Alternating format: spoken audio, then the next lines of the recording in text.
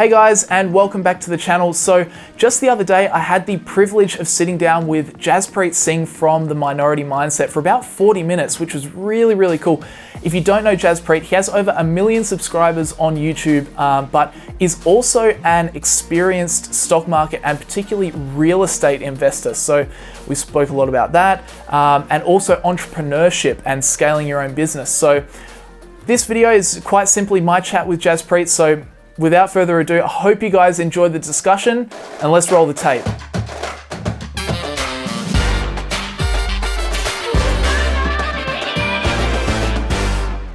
Well, Jaspreet, thanks for coming back on the channel. I was looking actually just before, it was 2.5 years ago since you've come on the channel, and actually back then it was on the Young Investors podcast of all things. So it's been a very, very long time. So how have you been, man? What's been going on? Well, congratulations on your success, first off, and man, things have been good, staying busy. Tell me about it. The Minority Mindset has just gone leaps and bounds. We were talking just a little bit before, but for both of us, it's just remarkable how the YouTube space has grown over the last little while. Particularly, Minority Mindset now has over 1 million subscribers, which just absolutely blows my mind. That is definitely YouTuber goals. Like, what do you put it down to? If you had to say your couple of key pillars of how you've built that community and the success that you've had on YouTube, what would you kind of put it down to? Well, I think it just kind of goes back to our purpose and mission. I never started Minority Mindset with the purpose or goal of making money. For me, it started off as a hobby. I think we talked about this before. I started because it was like, I got screwed over in a business that I was working on. So I started Minority Mindset as a way to help people learn the things that I wish I knew when I was getting started. And for me, it was just kind of something I did on the side because I was doing a different business. I was doing a bunch of real estate stuff. So I was busy, and I was also going to law school. So for me, it wasn't really like, oh, I'm going to get rich doing YouTube. Never thought that. But then YouTube started to grow. And now all of a sudden, I'm like, oh my God, I got to make a decision. Like, our YouTube channel is growing and there's real opportunity here. Do I go all in on this or do something else? And for me, I love talking about financial education, man. I mean, this is something I'm so passionate about because I never grew up learning about money. I never grew up learning about financial education. I never grew up learning about entrepreneurship or being told that it's okay to try something different. I was actively discouraged from all of these things. And I was so angry when I started learning about how much money I spent in college and all this time that I spent in college, but I never learned for a second about what it takes to build wealth or invest your money or really have the sort of financial freedom. So that anger, always kind of resonated with me. And then Minority Mindset is really just a platform for me to express the things that I wish I knew when I was getting started. And, it started off with social media and YouTube, and then it really grew into a full financial education and media company. I mean, now we're one of the fastest growing financial education and media companies out there.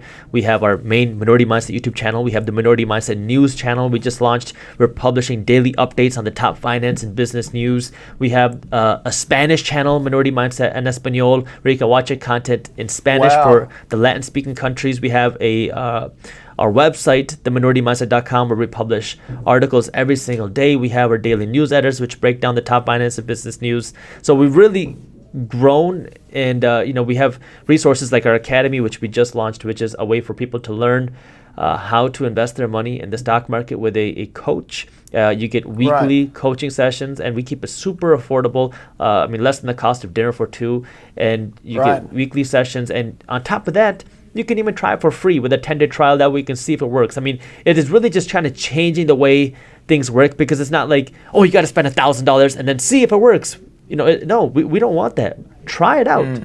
If you don't love it, then don't pay. It's one of those things where we're just changing the way things are done. The whole idea of thinking differently than the majority of people. And so all of this, you can find everything on our website, theminoritymindset.com, what we do. That's something that I remember taking out of the first conversation we had all those years ago, is that you're actually someone that's very entrepreneurial. Like, it's a core of kind of who you are, I think you were saying at the time. How do you, and obviously the Minority Mindset, sure, it's this big YouTube channel, and you've grown it now to something which is even more than a YouTube channel. What would be, for people that, like, a lot of people watching this are very entrepreneurial, what would be your kind of practical steps to kind of take those leaps, to grow a business, to expand and pull off those kind of business goals that you've been able to achieve? I mean, on a practical kind of nitty gritty level, it's being able to hire people to do things that way you have more time thinking. Right. You can't do everything yourself. It's impossible. And that's one of the hardest things, especially for smaller entrepreneurs, where how do you now start delegating tasks? Because you feel like nobody can do as good of a job as you. Nobody can work as hard as you. Nobody's going to be willing to put in the same effort as you. But you have to be willing to train people, because if you're taking on all the work yourself, you'll never be able to scale. You'll never be able to expand. And it's super easy now. I mean, you can start with freelancers from Upwork and Fiverr. That way you can start getting people, whether it's to assist with their emails or editing work or writing content or whatever it is. You have to start expanding outside of you. The only reason that we've been able to grow at the scale that we have is because we have an amazing team. We have people who are way smarter than I am that are, running our newsletter. I'm not a great writer. We have people that are amazing writers that are covering the top finance and business news. We have amazing writers covering our blog. It's you have to be able to find people who are smarter than you, who are doing things differently than you. Like I'm the creative, the doer, the kind of just that type of person. I have people who are now the analytical. Let's think about it. Let's really just slow things down, working with me. And sometimes, we're like butting heads. I'm like, no, we gotta just be crazy and do it. But you have to be able to have these contrasting viewpoints and contrasting thought processes and bring people together. That way you really have a team that's working together.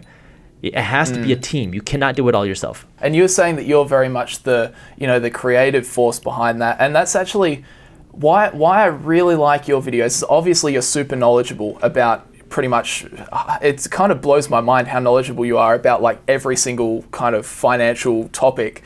But I also find with your videos, I really enjoy them because you're just a very good educator. You can explain things very simply. So one thing that I was actually looking at the other day, and one thing we were just talking about before, is that there have been so many people in the last couple of years that have become they're new to investing and they're getting into the markets and whatnot. In fact, I had a stat here that I saw the other day, which you might find interesting. In Robinhood's latest quarterly filing, they've added 12.7 million users in the past 12 months, and they only have 22.5 million users total, which is pretty insane.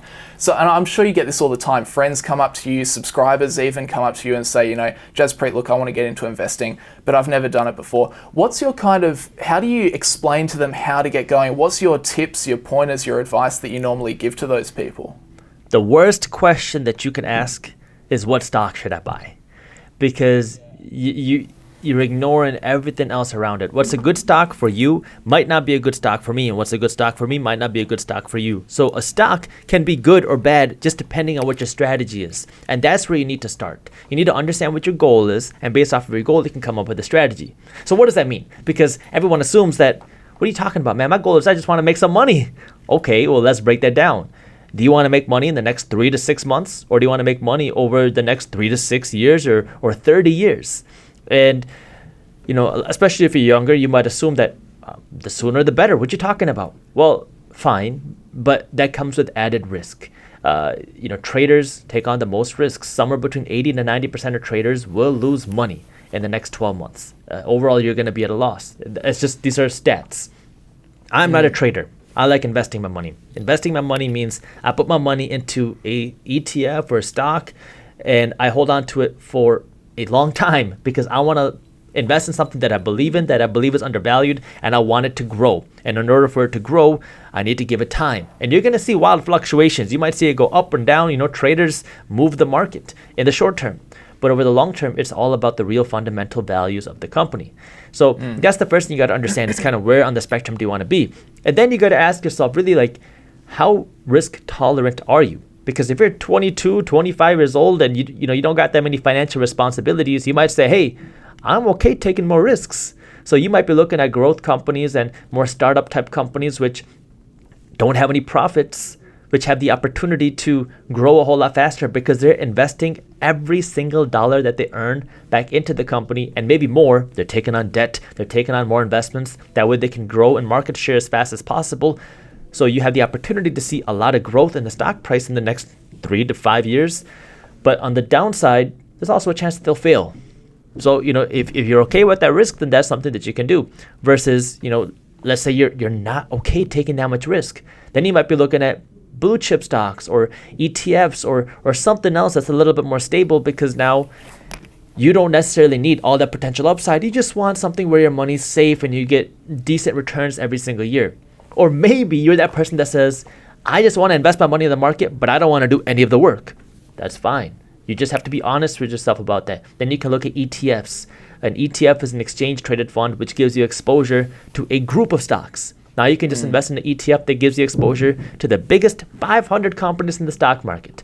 So, you have ETFs out there that give you exposure to the S&P 500. Now all you got to do is put your money into that. You can do it every week, every month. There's apps that let you do this free, automatically and passively. You just put a little bit of money every single, whatever you want, week, every 2 weeks, every month.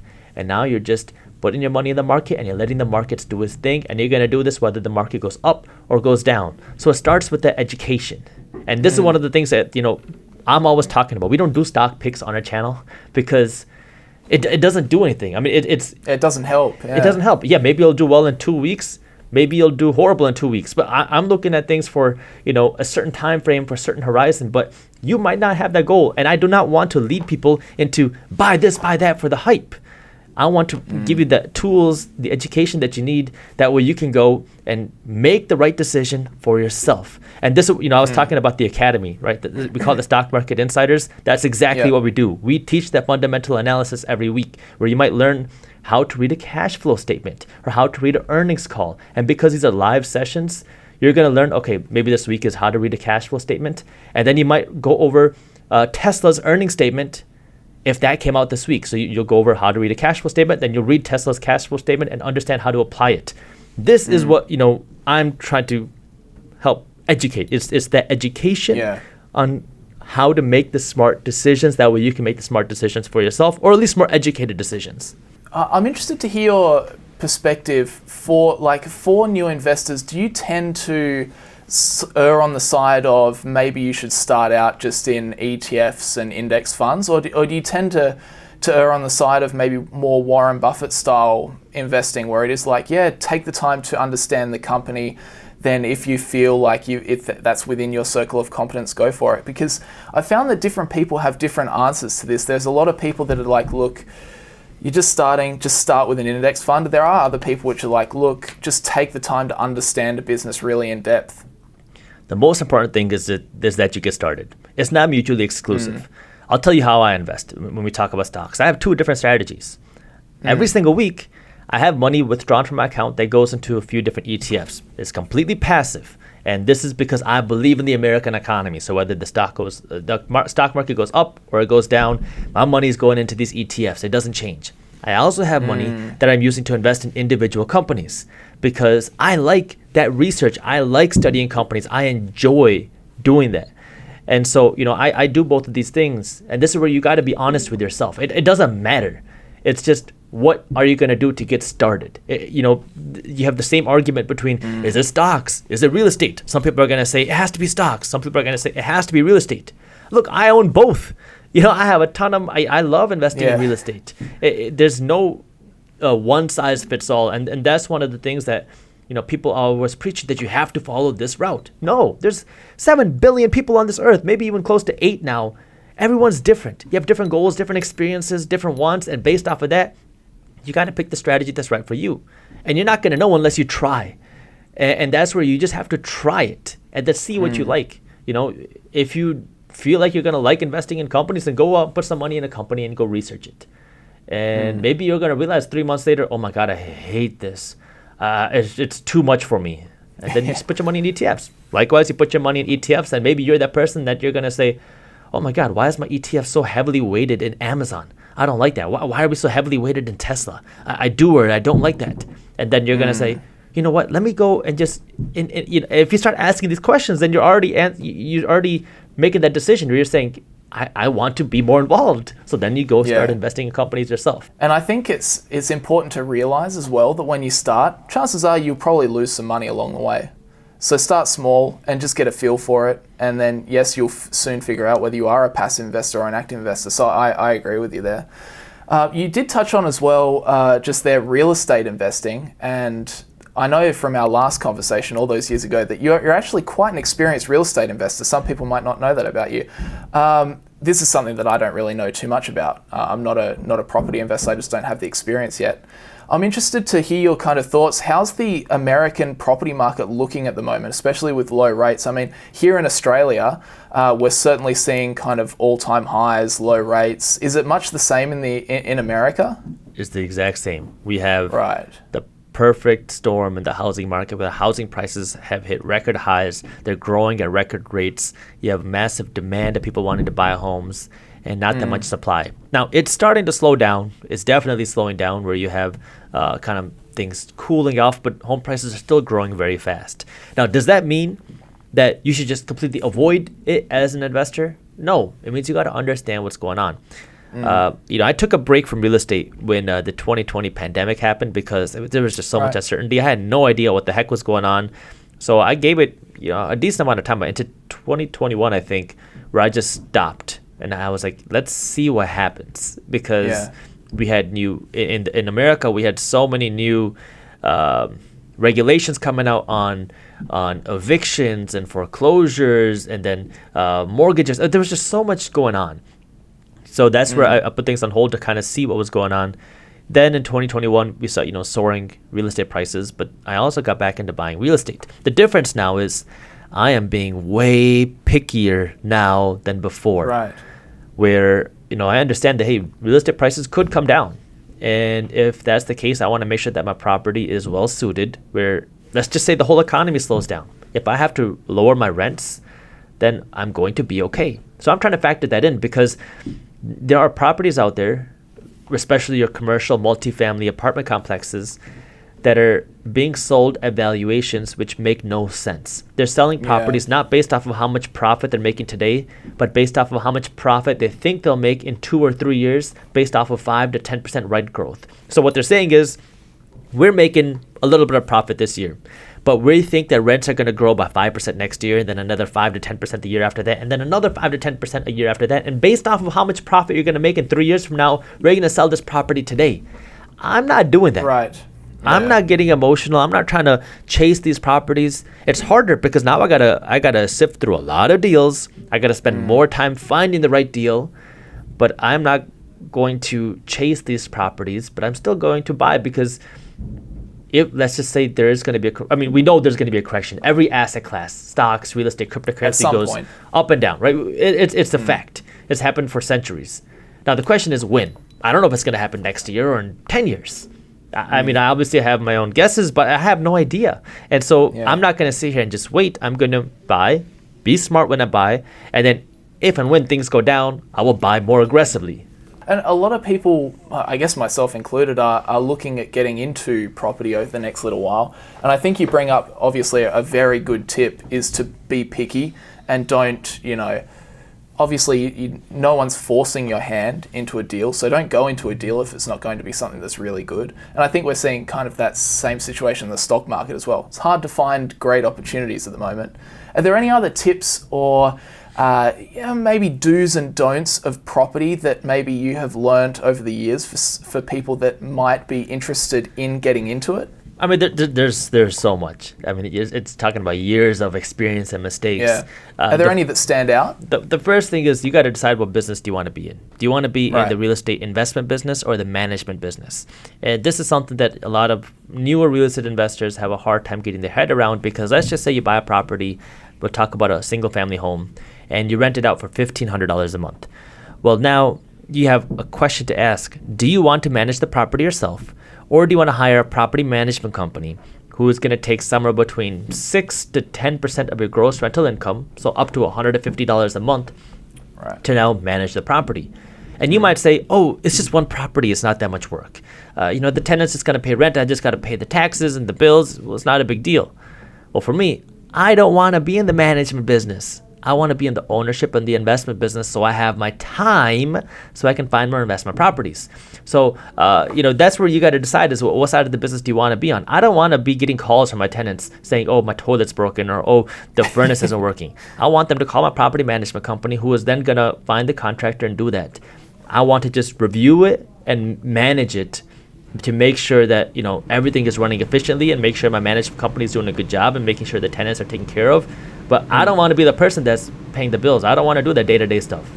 And I guess the last thing I wanted to touch on, so we've spoken about property a fair bit. Last thing I wanted to touch on as well, and this is something that is related to property, is inflation. Because I'm very much an outsider looking in, because obviously I live in Australia. But I've been following what's been going on with inflation over in the States. And this is leading to, asset prices going through the roof. Obviously stocks, real estate, record low interest rates. How are you kind of seeing inflation at the moment? I see that you've made a fair few videos on the topic of inflation and whether it's kind of transitory or whether it's kind of here to stay. How does inflation factor into what the investor should be thinking about, whether it's the stock market, whether it's real estate? Are there any things that you're thinking about in that area? So inflation is when the value of a dollar goes down, which causes the price of things to go up. The easiest way to understand this is you go back to our grandparents' generation. A can of Coke today costs maybe 20 times more than what a can of Coke costed a few decades ago. And are you getting 20 times more value for your can of Coke today than 20 years ago? No. The reason why that Coke is costing more money is because the value of a dollar has gone down. So inflation is caused through the dilution of the value of a dollar, which means that when the Federal Reserve Bank prints more money, more dollars are in our economic circulation, which means each dollar is now ultimately worth a little bit less. Between 1913 and 2021, the United States dollar has lost about 96% of its buying power. Wow. Which direction is this going? It's going to continue going in that direction because we keep printing more money. We saw, a historic record amount of money printing in 2020 and 2021. Between 2020 and 2021, we printed pretty much right around 40% of all dollars out there in just 18 months. That's insane. So inflation is not going to go away. And we haven't really seen the full effects of inflation. But then on the flip side, you also have the supply chain issues. Because if you look around the world, it is very difficult to produce goods. It's very hard to produce products. Manufacturing plants are still not running at full capacity. Companies, at least in the United States, are having a tough time finding labor. You have cargo ship backups around the world.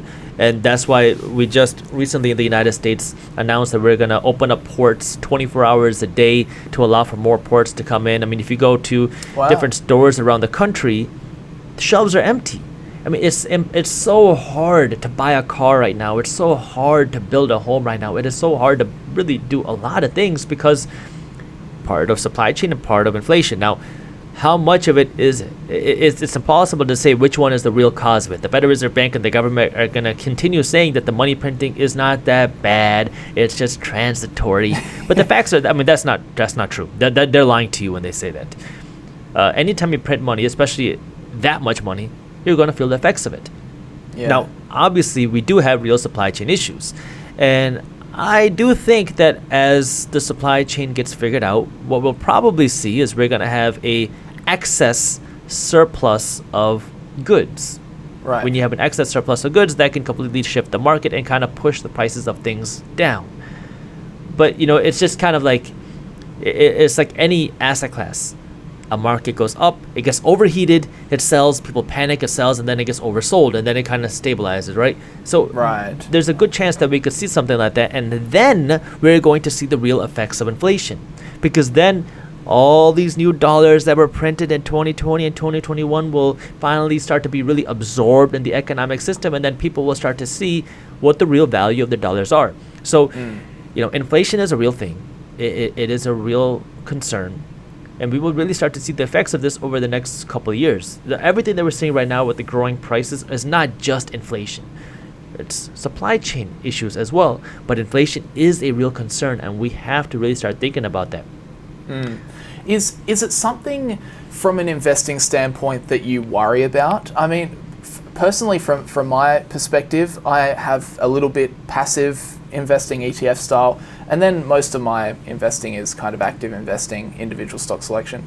But to me, I feel it's good to know that what's happening with inflation, but it actually doesn't tend to get in the way of my decision making at all when it comes to investments. Do you think that it's something that we should factor in, or should it affect our investing, or should you try and not let it affect your investing? It's the reason why you need to invest. We talk about going to work to earn money, right? That's what everybody says. I go to work to earn money. What is money? Money is supposed to be a representation of value, a store of value. So now when somebody goes to work and they get a paycheck, they get a paycheck worth dollars. Fine. But what happens to those dollars? Those dollars are being diluted every single day because of inflation.